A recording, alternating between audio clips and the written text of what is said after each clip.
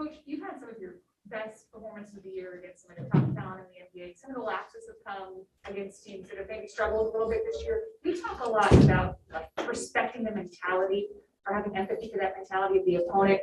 What's the message in relation to that against Detroit? I mean, we need to do our job, and that's got to be our focus. We know we hold ourselves to a certain standard, and we have to play to that standard. It can't, be opponent based. We have to just be who we are every night, be consistent.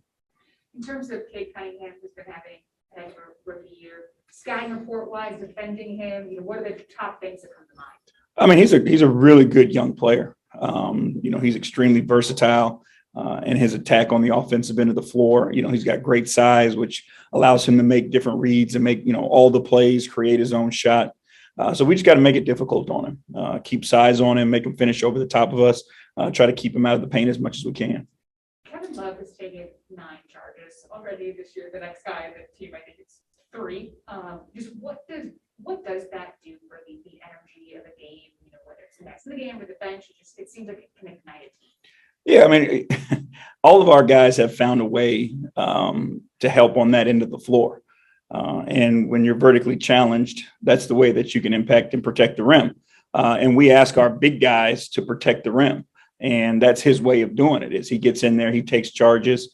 But it's one of those things that, again, goes to his, commitment and his sacrifice, putting your body on the line for your teammates and your team, especially, and I don't mean this to be funny, but a guy with that many years in to sacrifice his body, shows how committed he is to his team and to his teammates.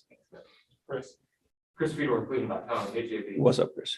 You've talked repeatedly about how big of a fan you were of Evan throughout the pre-draft process, and the front office said the same thing. Would you ever stop and think about the element of luck involved with Detroit taking Cade and Houston taking Jalen Green, allowing you guys to get Evan? Yeah, I mean, it's all luck, to be honest with you. It's luck where you fall in the lottery when you're talking about ping pong balls. And then, you don't have control over other people's decisions. So you have to kind of just sit back and, take what's available, so to speak. And we were, in our minds, extremely fortunate to end up with Evan. That's not a knock on the other 2 guys that went before him, because I think this rookie class is going to be one of those classes that we talk about for a long time. But we were fortunate to get our guy that fit exactly with what we were trying to do. And we've seen the impact that he's had on us so far. Because he was your guy, do you remember the reaction that you had when Houston took Jalen Green? How you responded? I mean, we were excited. And you always, you're doing all your homework through the draft and you're trying to figure out who the people in front of you like and who they're picking and all those things. So we had an idea that he was going to be there. You figure who goes to work out for who, and all, you're looking at all those things. So we had a pretty good idea on draft day that he was going to be there. There was obviously some back and forth, but we had a pretty good idea, especially after Cade went 1, that he was going to be there for us. But we were excited nonetheless. Thank you. Chelsea. The Athletic. Jimmy, when you look at the starting group you've had since Lowry, what do you like about the symmetry you've been able to just kind of put out on the floor together? And I know obviously it's a lot of the same guys, but when you still insert someone like Dean into it, changes it a little bit. Well, that's the thing. I mean, for us, we haven't had to change a lot. Being able to play Dean Wade, who is 6'10", at the 3 allows us to be who we are. When Lowry's in the lineup, they, do similar things. Obviously the ability to spread the floor, the ability to guard multiple positions, our ability to switch things when those guys are on the floor. So, it's a luxury having Dean there because, again, it allows us to stay pretty consistent in what we do. Is there anything about these matchups when you have guys that win, like in the top 2 picks in the draft, go against each other, their teams go against each other, that's sort of more exciting to see just kind of the youth and the rookie classes they play against one another? Well, I think you have an appreciation for it, but at the end of the day, it doesn't matter. It's the Cavs versus the Pistons tonight, and that's the approach that we're going to take. That's the way I was with JB. Just talking to Dwayne a few minutes ago, he said Kevin Durant and mentioning Evan Mobley in terms of his length and how great he can be. Are you surprised that he has reached that level of I guess, respect so early on, even just going through the league his first couple of times through opponents and what they're seeing from him? I mean, it's what he's earned. And I think that's the most important thing is like, guys like Coach Casey, guys around the league, they don't just throw things out there.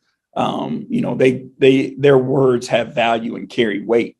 But this is what Evan has earned, so, the time that he puts in, on the floor, practicing in the weight room, eating, all those things that have helped him prepare himself to be the player that he is.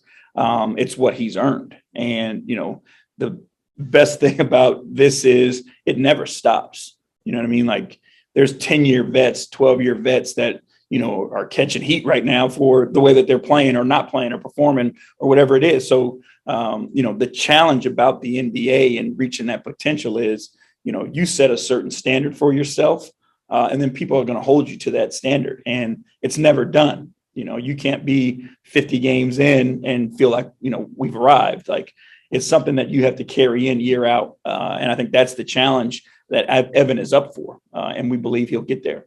I mean, compared to the first two picks, they're not in winning situations. I mean, are you able to learn more about Evan because he's doing this in the context of winning as opposed to him just going out there, figuring it out and it not having an effect, a tangible effect on winning ball games? The hardest thing to do in the NBA is to learn how to win.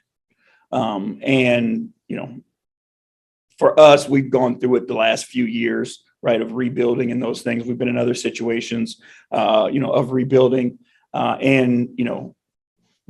your blend of development and letting guys play through mistakes and now the habits that are being built through that, right? Those all impact fourth quarters and when it's winning time. For Evan to come into the situation where we've been able to win some basketball games and he can learn, from the people around him and the veterans that are around him. And sometimes he can sit back and watch. What Evan is fortunate enough is he doesn't have to make all the plays all the time.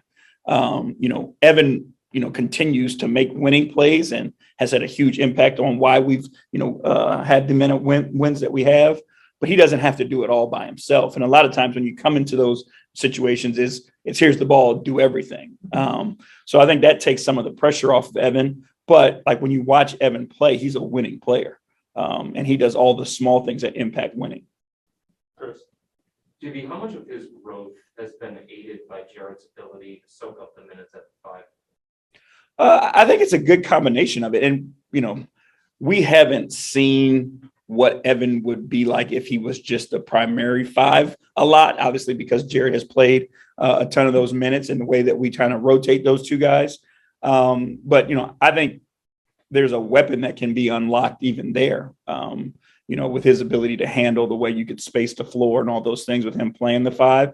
So I think we'll get to that point, eventually where, he plays that 5 spot, a little bit more and the things that we can do and how we can be creative with him there. But, the complement between him and Jared has been, really good. The way that they play together, the way they protect one another, the way they share the ball with one another. Again, as we continue to grow, we'll be able to add more looks when Evan is at the 5. Thank you.